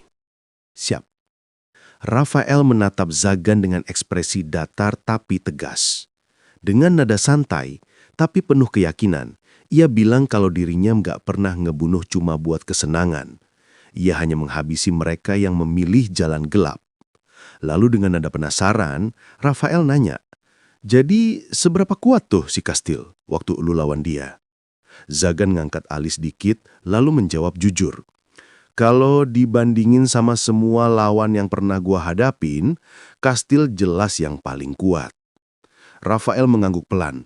Wajahnya tenang tapi matanya menyiratkan kesimpulan yang gak enak didengar. Berarti dia ancaman besar buat gereja. Kalau begitu, ya mau gak mau harus dieliminasi. Kata-kata itu bikin Zagan diem sejenak. Baru kali ini dia benar-benar sadar seberapa besar pengorbanan Kastil. Ternyata si Kastil sampai rela melepaskan jabatannya cuma buat menghentikan pengejaran terhadap dirinya. Zagan gak nyangka orang seperti dia bisa seberani itu. Di dalam hatinya muncul rasa kagum sekaligus bersalah. Tapi rasa kagum itu cepat berubah jadi curiga. Kalau Rafael udah tahu soal hubungannya dengan Kastil, bukan gak mungkin dia bakal jadi target berikutnya. Dengan nada tegas, Zagan langsung bilang, "Gue nggak bakal diem aja kalau lu nyentuh Kastil. Banyak orang di kota ini yang peduli sama dia, dan kalau dia sampai kenapa-napa gara-gara lu, gue sendiri yang bakal tanggung jawab." Rafael cuma tertawa kecil, nada suaranya seperti ngejek tapi santai banget. Tanpa bilang apa-apa lagi, ia berbalik dan pergi begitu saja. Barbatos yang sedari tadi ngikutin dari jauh langsung nyeletuk. "Bos, mumpung dia belum jauh, bunuh aja sekalian." Zagan malah geleng pelan. "Enggak, gua punya hal yang lebih penting. Lu teleport sana, cek kondisi Kastil. Gua bakal kasih lu tambahan buku buat imbalannya." Barbatos sempat manyun, udah feeling bakal ada hal buruk yang terjadi. Tapi akhirnya nurut aja dan lenyap dalam cahaya teleportasinya. Begitu Zagan balik ke Kastil, suasananya agak hangat. Di ruang tamu, Nepelia masih duduk sambil membaca. Sedangkan Valevor yang kecil dan imut, tapi kadang bikin repot, lagi tidur nyenyak di pangkuannya. Pemandangan itu bikin Zagan sedikit tersenyum. Tapi di sisi lain, pikirannya langsung berputar cepat. Ia bertanya-tanya, apa Rafael mungkin udah membunuh naga dan makan dagingnya? Kalau iya, itu bisa bahaya banget buat Valevor. Tiba-tiba, boom! Barbatos muncul lagi lewat teleportasi dan kali ini bawa sesuatu, orang di tangannya. Kastil nggak sadarkan diri. Tubuhnya lemes, kulitnya pucat, jelas-jelas kena racun. Valevor langsung terbangun begitu melihat pedang suci di dekatnya. Matanya langsung membara. "Jadi ini yang nyakitin dia?" Ia nyaris menyerang, tapi Zagan sigap nahan. Valevor marah besar sampai suaranya bergetar. "Di mana bisa lu setenang ini? Mereka, para Angelic Knight itu yang ngebunuh ayah gua." Zagan balas dengan tenang. "Kastil yang ngebunuh dia." Valevor diam sebentar, lalu menggeleng. Zagan menghela napas panjang. "Kalau gitu, bunuh Kastil pun gak bakal nyembuhin rasa sakit lo. Dendam itu cuma terasa puas kalau lo bikin musuh lo ngerasain penderitaan yang lebih parah dan mati dengan pelan. Itu baru balas dendam yang benar." Valevor menatapnya dalam, lalu bertanya pelan. "Lo pernah ngerasain balas dendam, Zagan?" Zagan cuma menatap langit-langit sejenak sebelum menjawab. "Pernah, tapi waktu itu gue cepet banget ngelakuinnya. Jadi sekarang gue mau ngajarin lo gimana caranya ngebalas dendam yang sesungguhnya." Tak lama, Kastil mulai sadar. Wajahnya pucat, tapi matanya terbuka perlahan. Zagan langsung nanya, "Lo masih ingat siapa yang ngeracun lo?" Kastil berusaha mengingat. "Aku cuma ingat, aku nerima surat, terus ketemu seseorang yang ngaku mewakili orang bernama Ora Bos. Wajahnya nggak kelihatan, tapi dia bilang dia bagian dari faksi rekonsiliasi. Katanya mereka percaya penyihir dan gereja bisa hidup berdampingan, dan perburuan harus dihentikan. Dia ngajak aku gabung, tapi aku bilang mau pikir-pikir dulu. Pas balik ke rumah, aku minum teh, terus gelap." Ia terdiam sebentar, lalu menambahkan, "Aku curiga Rafael." Zagan menggeleng. "Enggak, Rafael tipe orang yang nggak bakal pakai cara licik kayak gitu. Kalau dia mau ngelawan lo, dia bakal ngelakuinnya langsung." Akhirnya, Zagan nyuruh Kastil tinggal dulu di kastilnya buat istirahat. Tapi keesokan harinya, begitu Kastil bangun, Zagan langsung ngasih surat cinta berupa daftar pekerjaan. "Kalau tinggal di sini, ya harus bantuin dong. Ini bukan hotel gratis." Kastil bengong setengah geli. "Serius, aku dikasih kerjaan?" Zagan cuma nyengir. Tapi suasana jadi canggung waktu Valefor muncul dengan muka masam. Kastil ngerasa aneh dan nanya, "Aku salah apa ya, sampai dia marah gitu?" Zagan akhirnya cerita soal kematian ayah Valefor. Kastil terdiam, lalu bilang pelan, "Kalau begitu, mungkin lebih baik aku pergi dulu." Tapi Zagan menolak. Valefor itu cuma anak kecil yang lagi belajar cara hidup bareng orang lain. Dia butuh waktu, jangan kabur cuma karena dia lagi marah. Meski Zagan udah ngomong begitu, Valefor tetap aja jahil.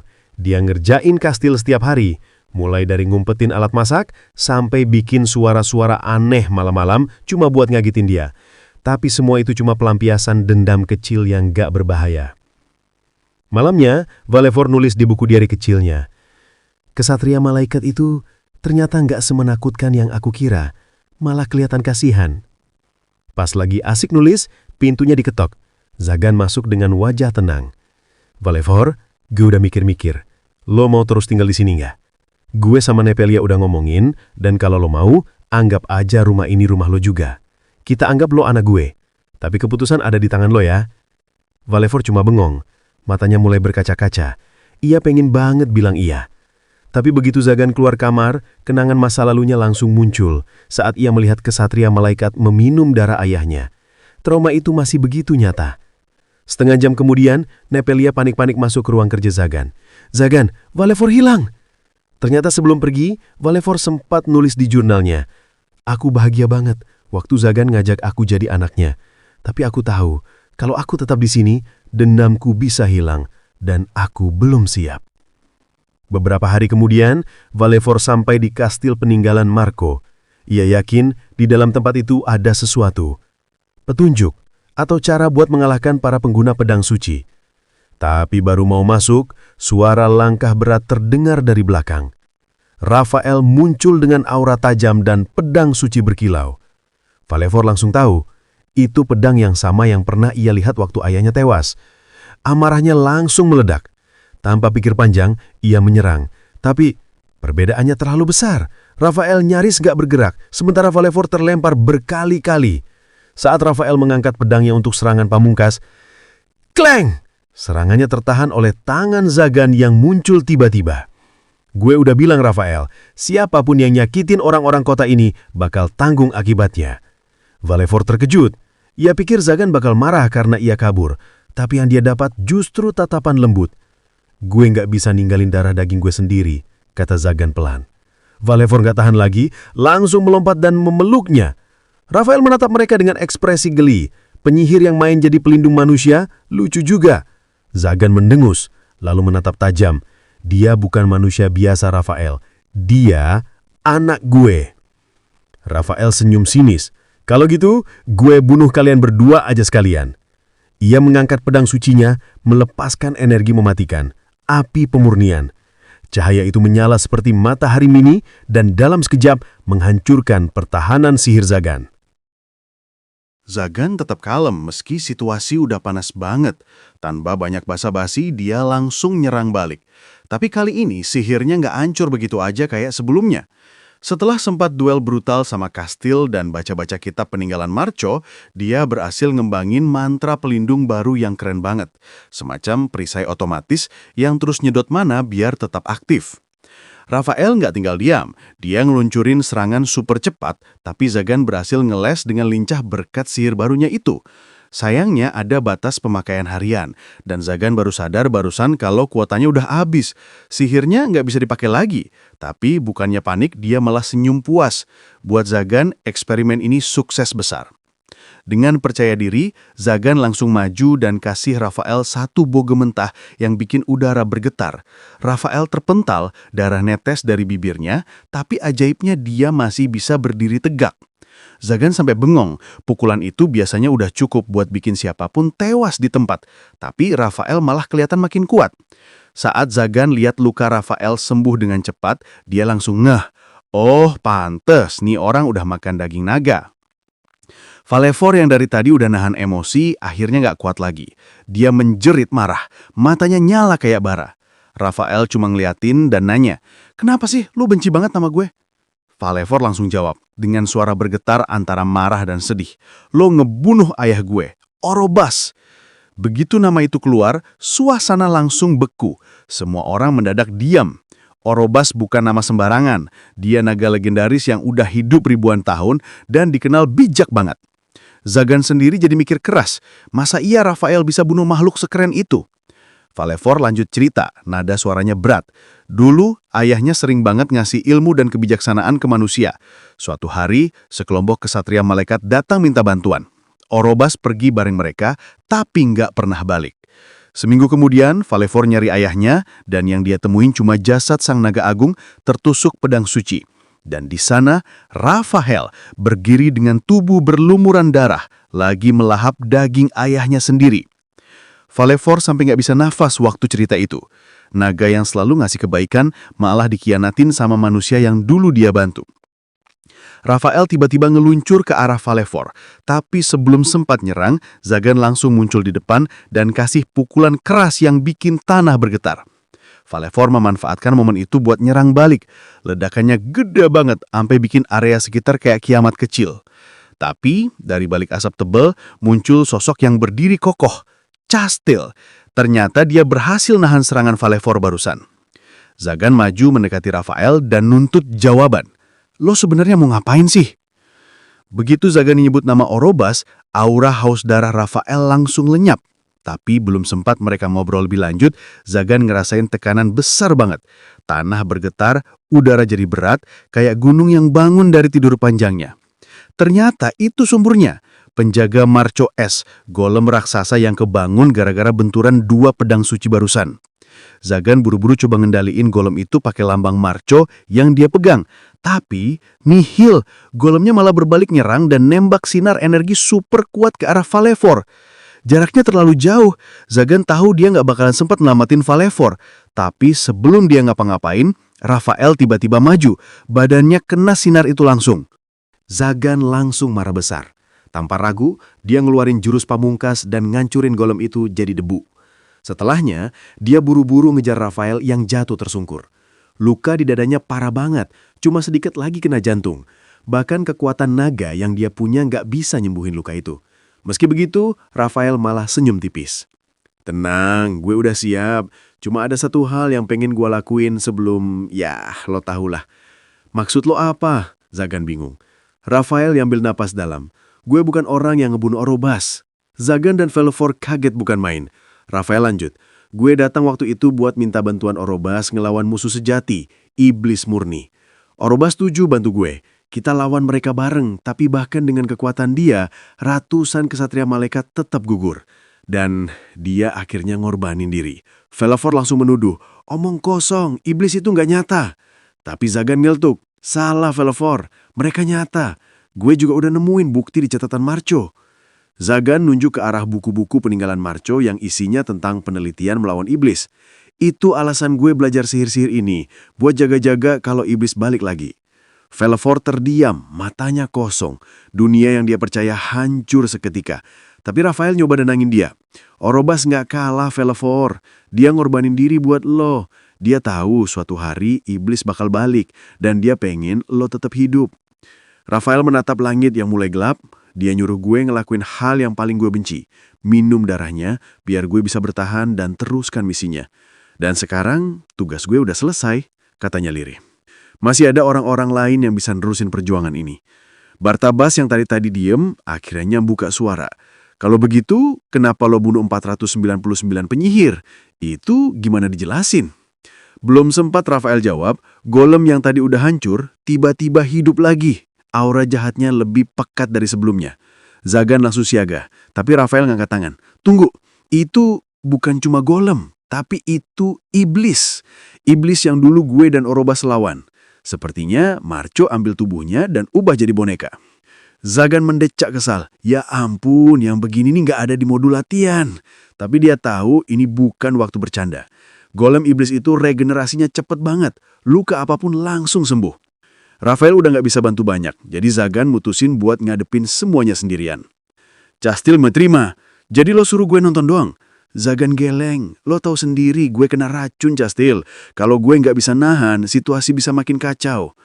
Castil ngedengos. Gue masih bisa berjuang. Dia ngeluarin mantra pemurnian, pedang suci muncung di tangannya, lalu dia langsung terjun ke medan pertarungan.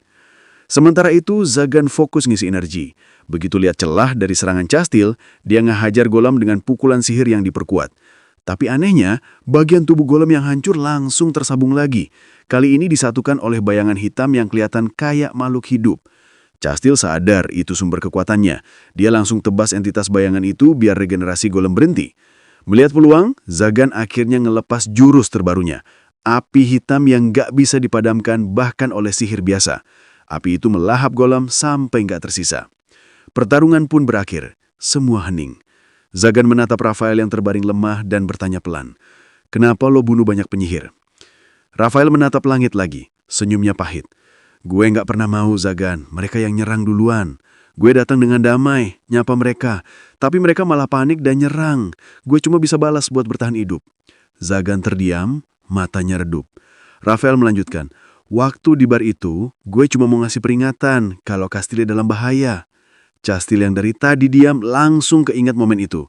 Saat Rafael tiba-tiba nanya, berapa banyak penyihir yang udah dia bunuh. Rafael tersenyum kecil. Itu cuma tes. Gue pengen tahu, apakah lo benar-benar layak gabung sama faksi rekonsiliasi. Kalau lo tipe yang benci penyihir, gue nggak bakal ngajak lo. Tapi ternyata lo beda. Mendengar perkataan itu, Zagan cuma bisa menghela napas kecil sambil nyengir miring. Baru kali ini dia sadar, ternyata ekspresi wajah Rafael yang selalu tersenyum lama justru bikin orang salah paham. Ironis banget, senyum Rafael yang kelihatannya hangat malah bikin orang takut sama kayak wajah datar Zagan yang sering dikira nyimpen niat jahat. Kadang dunia emang absurd, niat baik aja bisa dikira seram. Menjelang akhir hidupnya, Rafael punya satu misi terakhir yang nggak main-main. Nyari dan ngelumpuhin orang yang berani-beraninya coba racunin Castil. Adegan pun pindah ke gereja. Di sana, seorang pendeta terlihat panik bukan main. Dia mondar-mandir kayak orang kehilangan remote TV. Karena emang dia beneran kehilangan sesuatu, Castil. Ketika para kesatria nggak bisa kasih kabar di mana Castil berada, ekspresi pendeta itu berubah drastis. Dari wajah tenang penuh iman, tiba-tiba muncul wajah asli yang nyebelin banget. Dingin, licik, dan penuh niat busuk. Yap, dialah otak di balik percobaan pembunuhan Castil. Dan kalau Rafael nggak datang ke kota itu tepat waktu, bisa jadi Castil udah tewas duluan. Bagi si pendeta, Castil memang harus mati. Soalnya, menurut logika bengkok Nia, cuma dengan cara itu pedang suci bisa diwarisin tanpa ngerusak tuannya berikutnya. Dia udah lama banget punya prinsip absurd. Siapapun yang nggak nurut sama doktrin gereja atau ragu buat bunuh penyihir, ya pantas mampus. Tapi sebelum dia sempat lanjut dengan ide gilanya, pintu gereja mendadak terbuka keras. Dan Rafael yang udah luka parah masuk dengan langkah berat tapi mantap. Pendeta itu sempat pura-pura polos dan nanya ke Nia, "Oh, Tuan Rafael, Anda kenapa?" sambil sok perhatian. Tapi begitu lihat kesempatan, dia langsung nawarin obat yang jelas-jelas racun. Sayangnya buat dia, sandiwaranya kali ini gagal total. Belum sempat lanjut akting, tangan pendeta itu udah melayang, dipotong Rafael tanpa ampun. Teriakan kesakitan menggema di ruangan, tapi Rafael malah dengan tenang nyumpelin mulutnya pakai sepatu. Iya, sepatu! Sambil menatap dingin, Rafael bilang dengan suara parau, "Aku nggak bakal biarin orang tua busuk kayak kamu ngerusak masa depan anak muda yang masih punya harapan." Ucapan itu bukan cuma ancaman, tapi sumpah terakhir dari seseorang yang udah siap bayar segalanya untuk melindungi generasi berikutnya. Keesokan harinya, suasana berubah. Kastil muncul dengan wajah tegas tapi jelas kelihatan sedih. Ia membawa kabar yang bikin semua orang terdiam. Pendeta itu ditemukan tewas. Sebenarnya, Kastil udah lama curiga kalau si pendeta itu dalang di balik semua kejadian racun-racun aneh ini, apalagi dengan fanatisme gilanya terhadap ajaran suci. Sekarang, Kastil harus nanggung banyak tanggung jawab baru, dari ngurusin gereja sampai ngegantiin posisi penting yang dulu dipegang Rafael. Sebelum berangkat, tiba-tiba Rafael muncul, hidup-hidup. Kastil sampai bengong. "Kak, tapi bukannya kamu sudah..." Rafael cuma nyengir dan bilang kalau dia senang Kastil akhirnya bergabung dengan fraksi. Ternyata, malam sebelumnya Rafael sempat mendekati Kastil dan kepergok si halangan sihir yang langsung mendeteksi kehadirannya. Tapi dia nggak datang buat perang, dia datang buat menyerahkan diri pada Valefor sebagai bentuk tebusan atas kematian ayahnya. Namun, begitu Valefor tahu kebenaran soal kematian ayahnya, dia nggak jadi balas dendam. Sebaliknya, dia malah bilang agar Rafael mengabdi pada Zagan. Dan, berkat kekuatan naga Valefor plus sihir mistik Netavelia, luka-luka Rafael sembuh total dalam waktu singkat. Sekarang, dia bukan lagi komandan para kesatria Anggaka, tapi anak buahnya Zagan.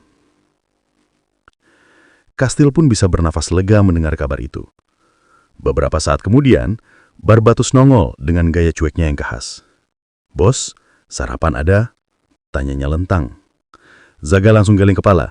"Enggak, lu balik sana, jagain Kastil." Menjelang siang, suasana pasar mulai rame.